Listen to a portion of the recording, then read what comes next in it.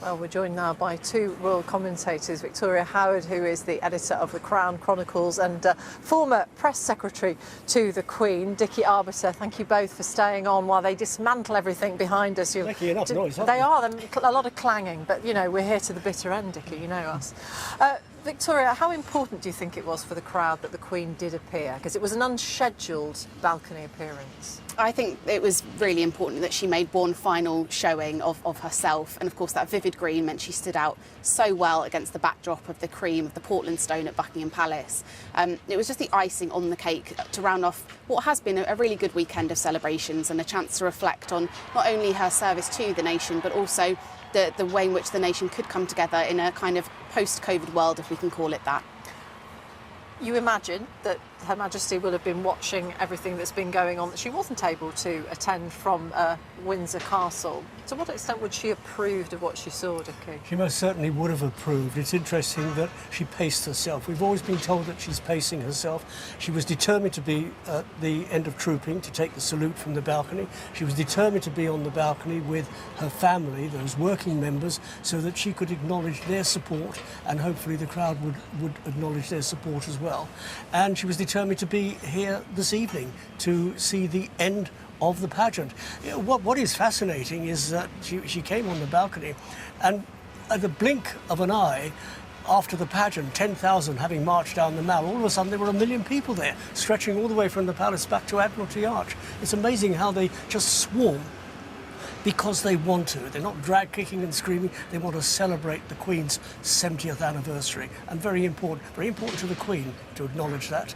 And she said she was humbled. I'm not surprised. And they did it in a very orderly fashion, I'm pleased to note. There was no sort of pushing and shoving, was there, down there around the Queen Victoria Memorial.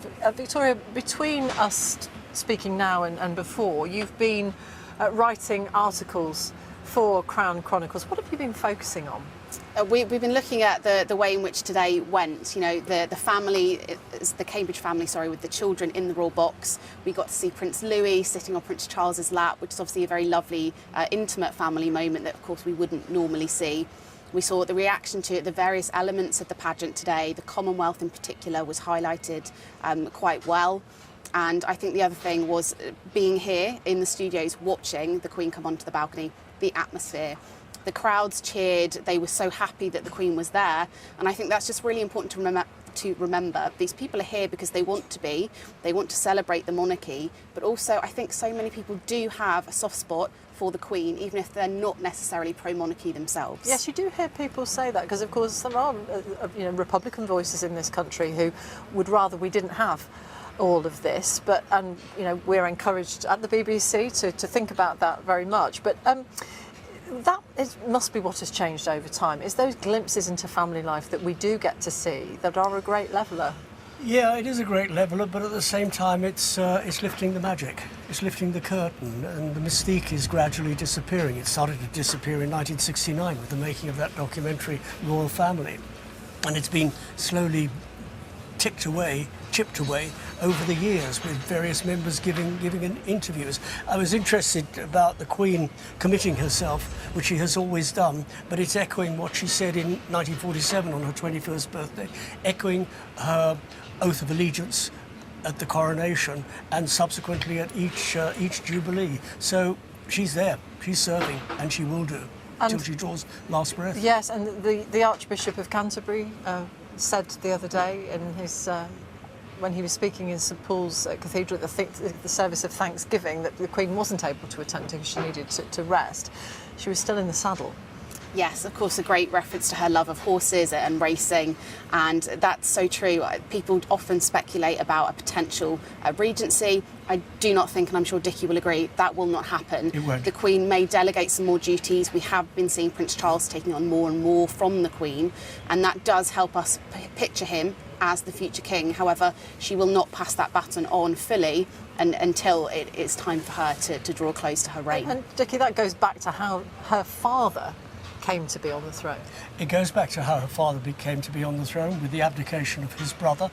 You sort of mentioned a regency. Yes, we had a regency during the reign of George III because George III suffered from porphyria. He wasn't mentally capable of dealing with matters of state. The Queen is very mentally capable. She's razor sharp and nothing is going to be taken from her. She's got a physical problem. It's her knees and it handicaps her from time to time. She paced herself this Platinum Jubilee. She was there on the important occasions on Thursday. Pity she wasn't there at the service, but I think the Archbishop of York, Stephen Cottrell, said the right things, talked about her faith, talked about her being in the saddle, so to speak, and here today she missed the parade, but she was here at the end of it to say thank you. Yes, bookended by Her Majesty. Thank you very much. Well, people across the UK, while all of this has been happening here in London, have been holding thousands of Jubilee big lunch events.